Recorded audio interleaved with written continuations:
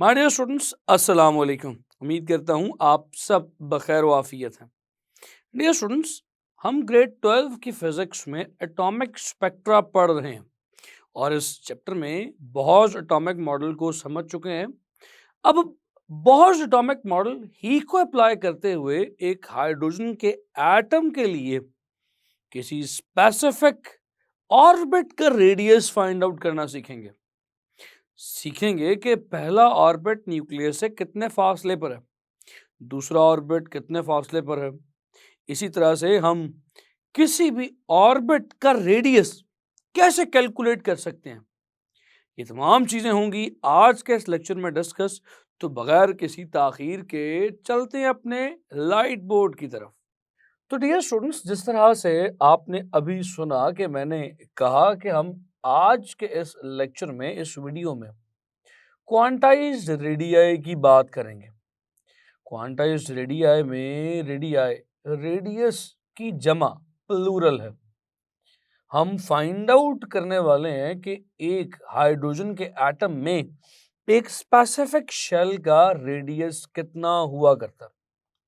For example, अगर मैं यहां पर आपके सामने हाइड्रोजन का एक न्यूक्लियस ड्रॉ करूं which contains only one proton, और इस न्यूक्लियस के गिर्द फकत एक इलेक्ट्रॉन रिवॉल्व कर रहा है, और इस वक्त लेट्स से ये इलेक्ट्रॉन अपनी ग्राउंड स्टेट में या अपनी लोएस्ट एनर्जी स्टेट में यानी कि अपने फर्स्ट शेल में ऑर्बिट कर रहा है। तो इस वक्त इसके सेंटर यानी कि न्यूक्लियस से लेके इस ऑर्बिट तक का जो फासला होगा वो इसका रेडियस कहलाएगा। मैं इंटरेस्टेड हूं इस रेडियस को फाइंड आउट करने में, लेकिन my dear students, laws topic के नाम में जो शामिल है वो है क्वांटाइज्ड रेडियाई। क्वांटाइज्ड रेडियाई क्या है? इस लव्स क्वांटाइज्ड से मुझे यकीन है कि आप किसी हद तक वाकिफ होंगे। मैं अपने स्टूडेंट्स को क्वांटाइज्ड की जब भी एग्जांपल दिया करता हूं तो बनानास, एक केले की सूरत में दिया करता हूं। कैसे? क्वांटाइज्ड के वर्ड को डियर स्टूडेंट्स पहले जरा समझिए, फिर हम बात करेंगे क्वांटाइज्ड रेडियाई पे। फॉर एग्जाम्पल, जब भी आप बनानास या लेट्स से ऑरेंजेस खरीदने के लिए कहीं मार्केट में किसी फ्रूट वेंडर के पास, फल फरोश के पास जाते हैं, तो आप उसे कहते हैं मुझे एक दर्जन किन्नू या एक दर्जन ऑरेंजेस, 1 डजन ऑफ ऑरेंजेस दे दीजिए। तो वो आपको एक जैसे 12 किन्नू 12 ऑरेंजेस दे देता है। आपका माइंड लेट से चेंज हो जाता है, आप उसे कहते हैं नहीं यार मुझे 6 दे दो, तो वो एक जैसे 6 दे देता है। आप उसे कहते हैं नहीं यार मुझे और कम 3 दे दो, वो आपको 3 भी दे सकता है। आप उसे अगर एक ही किन्नू, एक ही ऑरेंज मांगे तो आपको वो भी दे देगा। लेकिन अगर आप उसे ये कहें कि मुझे इससे भी कम आधा किन्नू दे दो, तो उस आधे किन्नू के लिए उसके पास कोई स्टैंडर्ड ऑफ मेजरमेंट नहीं है, वो नहीं दे सकता आपको।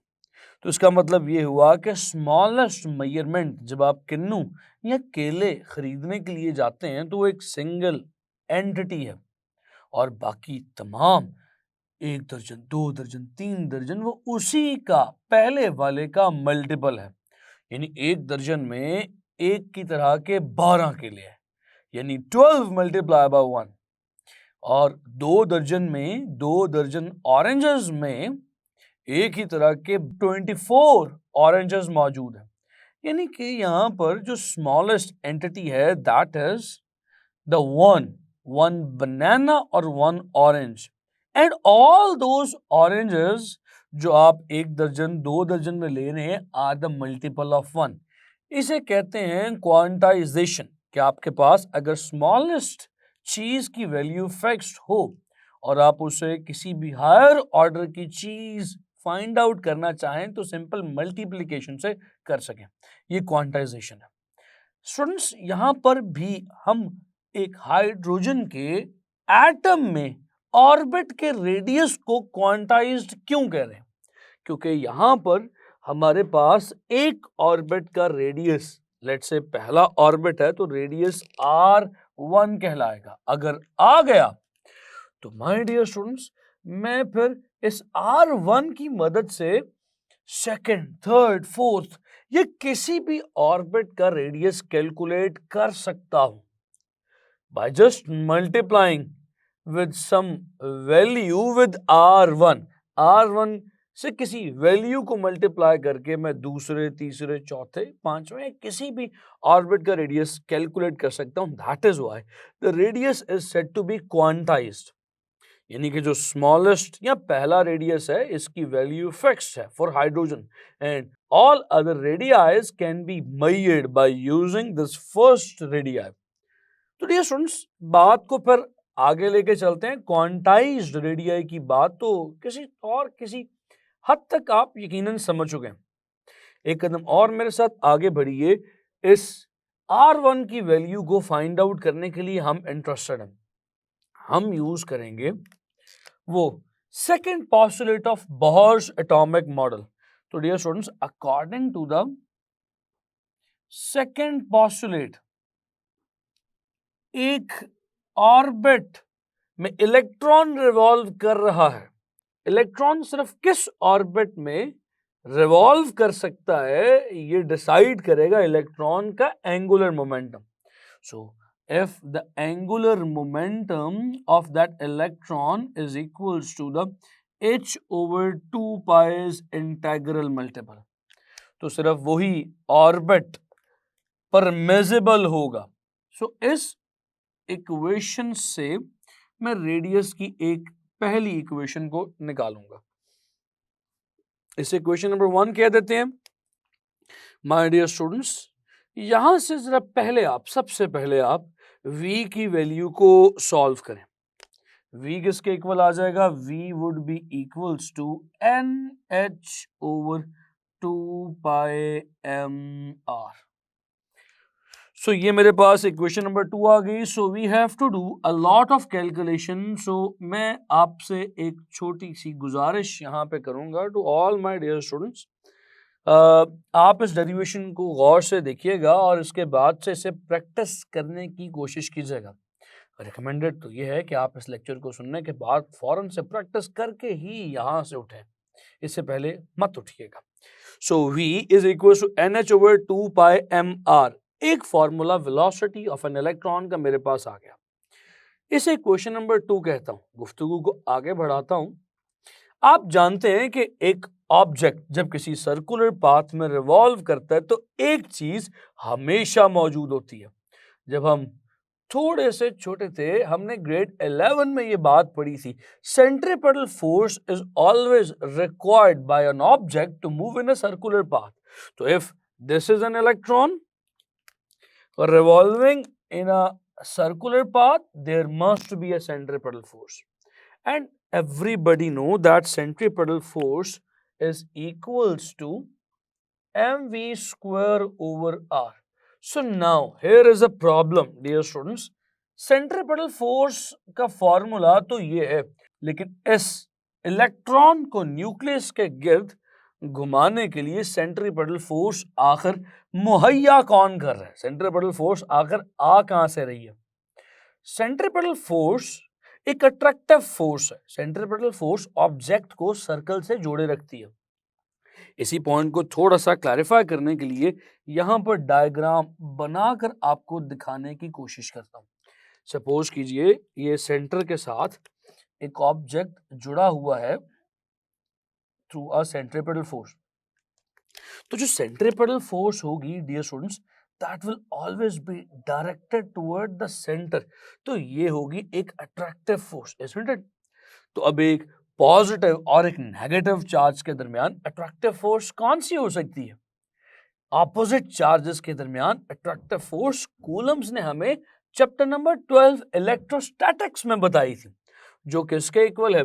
F is equals to K Q1 Q2 over R square।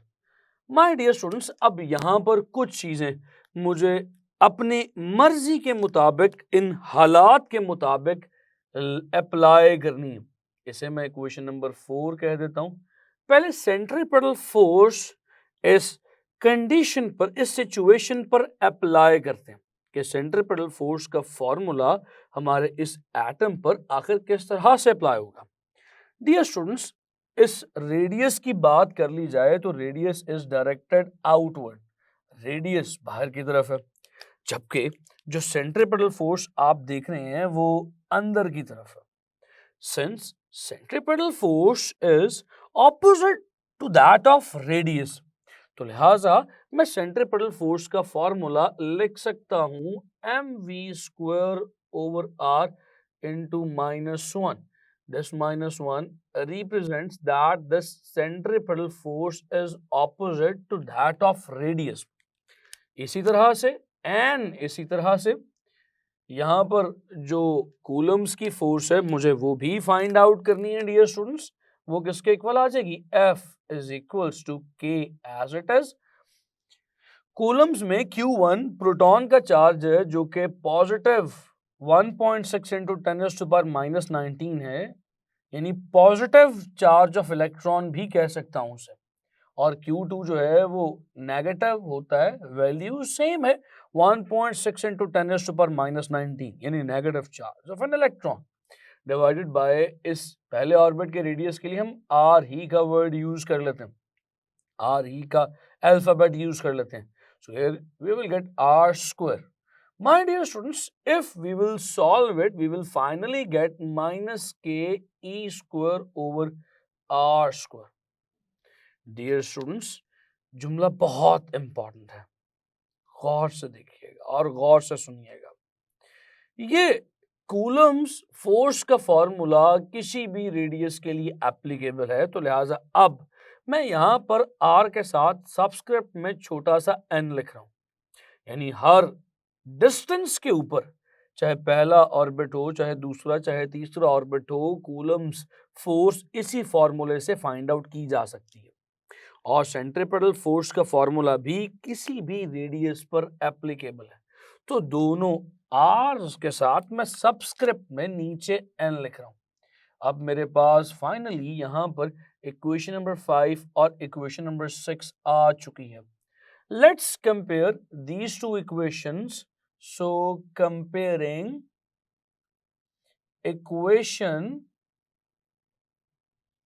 5 and 6, my dear students, what I will get something like this, minus mv² over rn is equals to minus ke² over rn का square. What do you say? अब आप जानते हैं कि ये minus इस minus से cancel हो सकता है, स्टेप बाय स्टेप करूंगा। mv² over rn is equals to ke² over rn²। एक rn को इस rn से भी कैंसिल कर दीजिए and you will get mv² is equals to ke² over rn। So what do you say dear students? यहाँ तक आप क्या कहेंगे? बात तो बहुत सिंपल चल रही है, अभी तक हमने कोई टेक्निकल गुफ्तगू यहाँ पर नहीं की। चलिए एक और कदम यहाँ से आगे लेके चलते हैं। यहाँ से क्यों ना v² की वैल्यू को फाइंड आउट किया जाए। अगर आप v² की वैल्यू को फाइंड आउट करें, या यूं भी कर सकते हैं, दोनों ऑप्शंस आपके पास मौजूद हैं। यहां पर जो आपने v की वैल्यू ली है वो इस v² की जगह सब्स्टिट्यूट कर दें। So you can do both, आप दोनों काम यहां कर सकते हैं। सो ऐसा क्यों ना किया जाए कि ये जो v की वैल्यू आपने यहां पर लिख छोड़ी है, रख छोड़ी है, उसे इस इक्वेशन नंबर 7 में सब्स्टिट्यूट कर दिया जाए। So putting value of velocity from equation, ये कौन सी इक्वेशन है? Equation number 2 and equation number 7। तो डियर स्टूडेंट्स, फिर वैल्यूज यहां पर पुट करते हैं। m एज इट इज आ जाएगा, v² की जगह पर मैं v² की वैल्यू लिख दूंगा nh over 2 pi mr। अब r के लिए यहां पर rn लिखूंगा क्योंकि किसी भी nth रेडियस पर अप्लाई हो सकता है, फॉर्मूला स्क्वायर ले लूंगा, is equals to k e square over r n. All right dear students, बहुत सिंपल सी गुफ्तगू चल रही है, स्टेप बाय स्टेप अलग अलग करके चीजें आपके सामने रखता चला जा रहा हूं। अब आप इस स्क्वायर को ओपन कीजिए और जैसे जैसे इक्वेशन चलती जाए उसे खुद ब खुद लेके जाते जाए। मैं अक्सर स्टूडेंट्स को यहाँ पर कहा करता हूँ कि याद रखिए डेरिवेशन सबसे आसान काम है। डेरिवेशन में सवाल खुद ब खुद आपको आगे लेकर चल रहा होता है। आपको बस मैथमेटिक्स के सादा से बहुत छोटे लेवल पर हमने जो कानून असूल याद किए हुए हैं वो लगाते चले जाना है बस। यहां पर वैल्यूज को पुट कीजिए, m n का स्क्वायर h का square over 4 pi square m square r n का square is equals to k e square over r n. Dear students, आप इस m स्क्वायर को इस m से भी कैंसिल कर सकते हैं और एक r स्क्वायर को इस आर एन से भी कैंसिल किया जा सकता है। तो देखिए आपके पास क्या कुछ बचेगा, n square h square over 4 pi square m r n is equal to k e square. Dear students, आपको क्या फाइंड आउट करना है, आर एन फाइंड आउट करना है। तो आर एन फाइंड आउट करने के लिए सिंपल इस आर एन की वैल्यू को यहां ले जाइए और इस के ई स्क्वायर की वैल्यू को इस आर एन की वैल्यू के साथ एक्सचेंज कर दीजिए। देखिए सिंपल मैथमेटिक्स के रूल्स आपके सामने लगाता चला जा रहा हूं। मैं अब लिख सकता हूं n square h square over 4 pi square m as it is r n उधर जा चुका है और के ई स्क्वायर यहां आ चुका है, तो यहां पर आर एन लिख देते हैं। या फाइनली मेरे पास फॉर्मूला बन जाएगा r n is equal to n square h square over 4 pi square k m e square. तो डियर स्टूडेंट्स, मेरे पास ये फॉर्मूला ऐसा आ चुका है जो किसी भी ऑर्बिट का रेडियस मुझे बता देगा। डियर स्टूडेंट्स, यहां पर एक बात याद रखिएगा, this formula is only valid for mono electronic atom. Mono electronic atom से मुराद यह है कि सिर्फ एक इलेक्ट्रॉन वाले एटम यानी कि हाइड्रोजन के एटम के लिए ये फॉर्मूलाज वैलिड है। So these formulas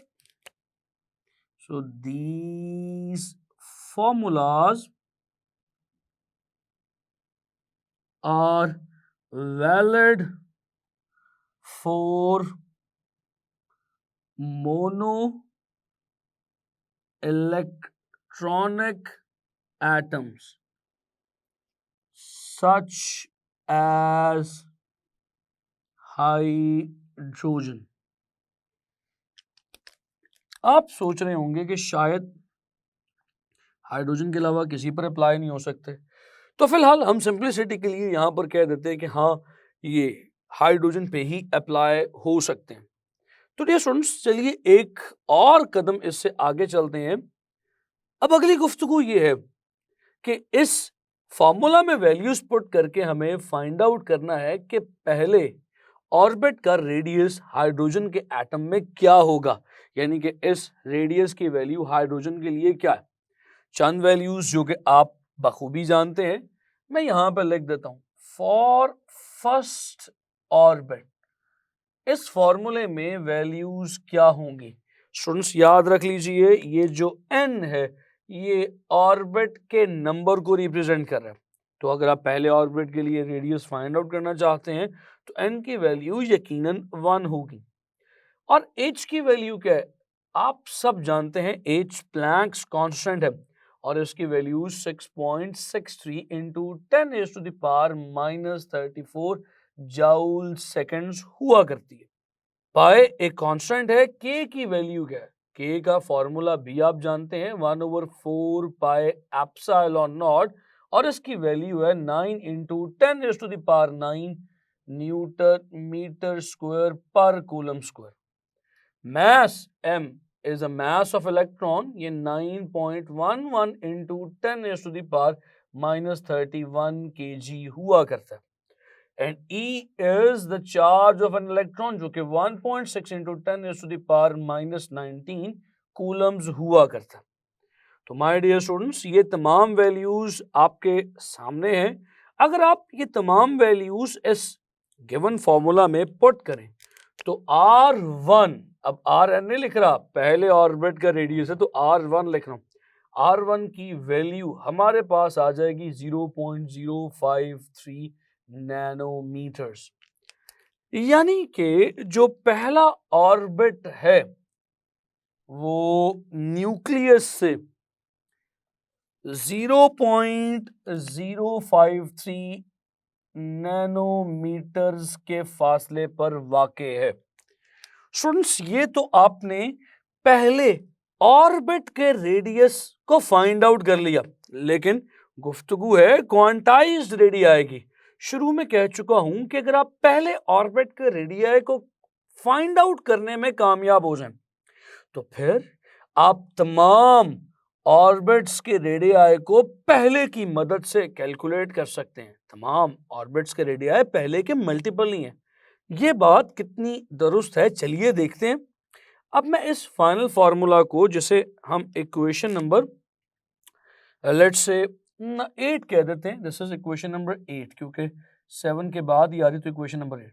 equation number 8 को अगर मैं रीराइट करूं, so rewriting equation number 8, my curious students, what it will become Rn is equals to n square को जरा एक तरफ लिखें, बाकी h square over 4 pi square के me square को दूसरी तरफ अंदर लेकर के लिख दें ब्रैकेट के। तो माय डियर स्टूडेंट्स, अगर ये तमाम वैल्यूज को पुट करूं, जैसे कि आपने वैल्यूज को पुट करके R1 की वैल्यू निकाली है, तो ये वही वैल्यू निकलेगी। Rn is equals to n square into 0.053 nanometres. यहां से मुझे ये पता चलता है कि ये तो फर्स्ट ऑर्बिट के रेडियस की वैल्यू है, लिहाजा मैं लिख सकता हूं Rn is equals to n square R1। तो फाइनल ये हुआ कि अगर मुझे पहले ऑर्बिट का रेडियस पता हो तो मैं किसी भी ऑर्बिट, nth ऑर्बिट का रेडियस फाइंड आउट कर सकता हूं by just multiplying it with n square. अगर आपसे पूछ लूं कि dear students, what is the radius of second orbit, तो आप क्या कहेंगे? आप कहेंगे नो प्रॉब्लम, सेकंड ऑर्बिट का रेडियस कैसे आएगा? You will say R2 is equals to 2 का स्क्वायर इंटू R1, या यूं कह दीजिए 4R1। अगर आपसे पूछ लूं कि बता सकते हैं कि थर्ड ऑर्बिट का रेडियस क्या होगा, तो आप कहेंगे 3 का स्क्वायर यानी 9 इंटू R1। अगर कह दूं 5, फिफ्थ ऑर्बिट का रेडियस बताइए क्या होगा, तो आप कहेंगे 25 इंटू R1। स्टूडेंट्स, गुफ्तगू अभी क्वांटाइज्ड रेडियाई की खत्म नहीं हुई, लेकिन लेक्चर का वक्त खत्म हुआ चाहता। आपसे इसी तरह की तवज्जो की अपील और दरख्वास्त है, चीज़ों को समझते जाएं, सीखते जाएं।